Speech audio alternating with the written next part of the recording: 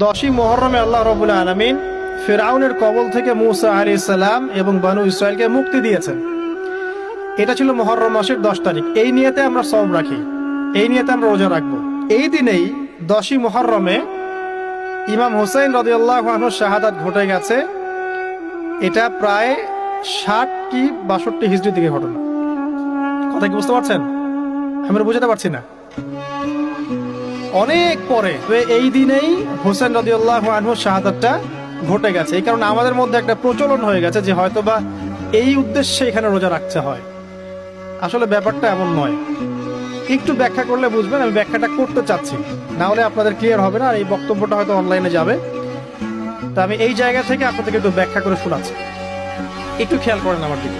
রাসূল সাল্লাল্লাহু আলাইহি ওয়াসাল্লামের ইন্তেকালের পর খলিফা হন আবু বকর সিদ্দিক রাদিয়াল্লাহু আনহু, তারপরে ওমর রাদিয়াল্লাহু আনহু, তারপরে উসমান রাদিয়াল্লাহু আনহু। এই উসমান রাদিয়াল্লাহু আনহুর এই সময় থেকে শেষের দিকে একটা সমস্যা সৃষ্টি হয়েছে। কি সমস্যা? উসমান রাদিয়াল্লাহু আনহুকে কিছু বিদ্রোহীরা হত্যা করেছিল।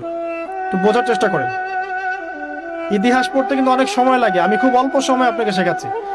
উসমান রাদিয়াল্লাহু আনহুকে হত্যা করেছিল কিছু বিদ্রোহী, ঠিক আছে?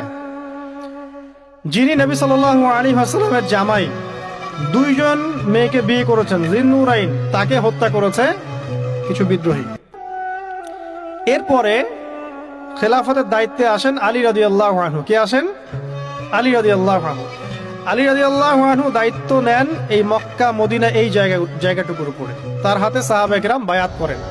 কিন্তু ওই দিক বলতে বোঝাচ্ছি সিরিয়া, শামের দিকে, সেদিকের গভর্নর ছিলেন মুয়াবিয়া রাদিয়াল্লাহু আনহু। কি নাম?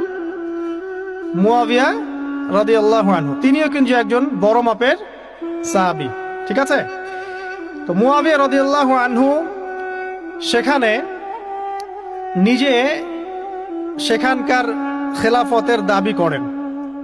আলী রাদিয়াল্লাহু আনহু হাতে বায়াত তিনি করেননি।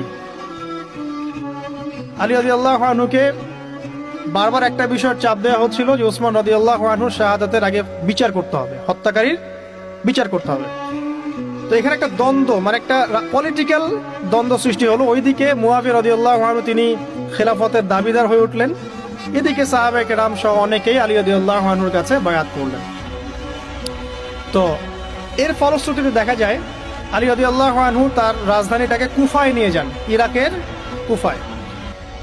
তো ইহুদিদের ইন্ধনের ফলে এক পর্যায়ে দেখা যায় যে আলী রাদিয়াল্লাহু আনহুর এক পক্ষ এবং একদিকে মুয়াবিয়া রাদিয়াল্লাহু আনহুর এক পক্ষ, তারা একটা মানে অনাকাঙ্ক্ষিত যুদ্ধের দিকে চলে যান, ঠিক আছে? এই যুদ্ধটাকে বলা হয় সিফফিনের যুদ্ধ। কিসের যুদ্ধ? সিফফিনের যুদ্ধ। এটা সংঘটিত হয়েছে 37 হিজরিতে। কত হিজরি? 37। এর আগের বছর আবার উটের যুদ্ধ হয়েছে, জঙ্গে জামাল। তারপরের বছর এই সিফফিনের যুদ্ধ। সিফফিনের যুদ্ধে আলী রাদিয়াল্লাহু আনহু বিজয় লাভ করেই ফেলেছিলেন। এই সময় মুয়াবিয়া রাদিয়াল্লাহু আনহুর দলের মধ্যে আমর ইবনে আস রাদিয়াল্লাহু আনহু তিনি বলছেন যে কোরআন ফয়সালা করবে। কোরআন ফয়সালা করবে, এটাকে কেন্দ্র করে একটা তৃতীয় পক্ষ নির্ধারণ করা হয়, যেটাকে আমরা সালেস বলি। যে মুয়াবিয়া রাদিয়াল্লাহু আনহুর পক্ষে একজন, তার নাম আমর ইবনে আস রাদিয়াল্লাহু আনহু, এবং আলী রাদিয়াল্লাহু আনহুর পক্ষে একজন, তার নাম হচ্ছে আবু মুসা আশআরী রাদিয়াল্লাহু আনহু। তারা গিয়ে একটা তৃতীয় পক্ষ করে মীমাংসা করতে যাচ্ছেন যে আমরা কেউ যুদ্ধ চাই না, আমরা ভাই ভাই, আমরা সবাই মুসলিম উম্মার ঐক্যের খাতিরে এখানে একটা সলিউশনে আসবো। তো সলিউশনে একটা আশা হচ্ছিল যে ঠিক আছে, উভয়েই পদত্যাগ করবে, নতুন খলিফা নেওয়া হবে, ঠিক আছে? তো এরকম একটা কথা চলছিল। কিন্তু মুয়াবিয়া রাদিয়াল্লাহু আনহু তিনি তার যে মানে দাবি, এটা ছাড়তে চাচ্ছেন না। এইদিকে আলী রাদিয়াল্লাহু আনহু দলের মধ্যে কিছু মানুষ, প্রায় 12,000, তারা এই দল থেকে বের হয়ে গেল যে আমরা আলীকেও মানি না রাদিয়াল্লাহু আনহু, মুয়াবিয়াকেও মানি না রাদিয়াল্লাহু আনহু, এই আমর ইবনে আসকেও মানি না রাদিয়াল্লাহু আনহু, এবং এই আবু মুসা আশআরী তাকেও মানি না, আমরা কাউকেই মানি না।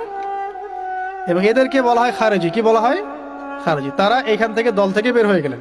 শুধু তাই না, তারা ফতোয়াও দিল যে আলী এবং মুয়াবিয়া এবং আমর ইবনে আস, আবু মুসা আশআরী সবাই কাফের। নাউজুবিল্লাহ।